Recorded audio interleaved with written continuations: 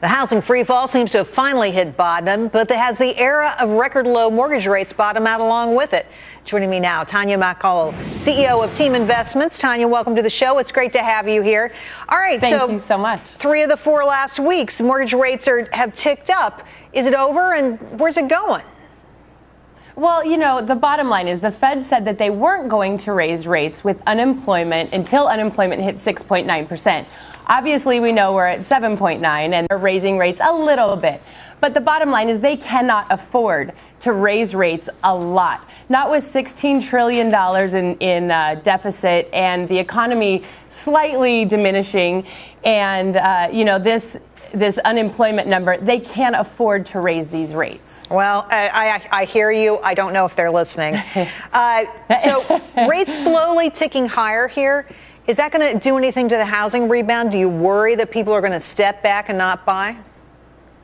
No, not yet. When you look at it realistically, if you buy a $275,000 house today with 5% down, your monthly payment is still less than in 1987 buying a $175,000 house with 5% down.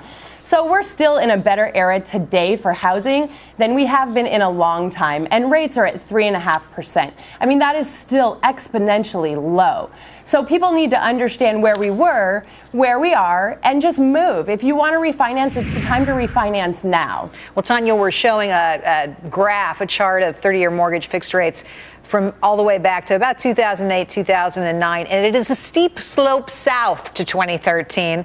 I mean, when you look at this historically, it's almost comical that people are worried about rates popping back up because most people have never seen this in their lifetimes, right? I mean, how often in your career have you financed houses at this level?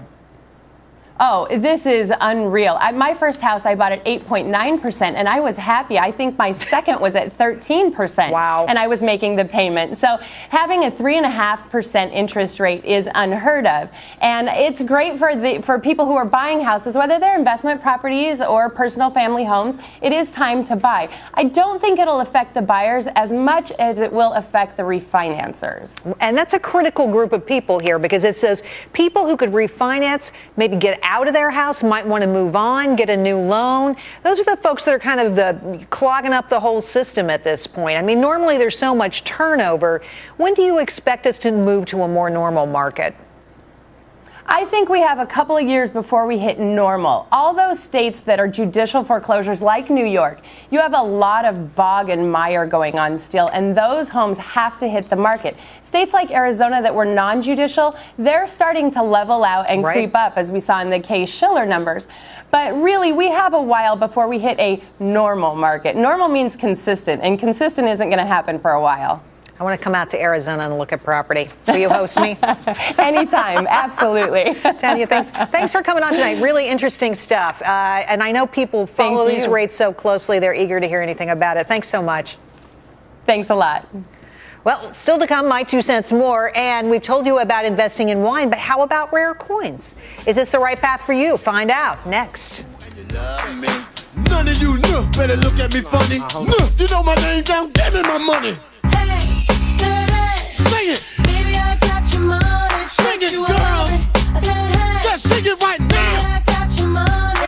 This year, 3,000 people will be diagnosed with mesothelioma. Any one of them could be your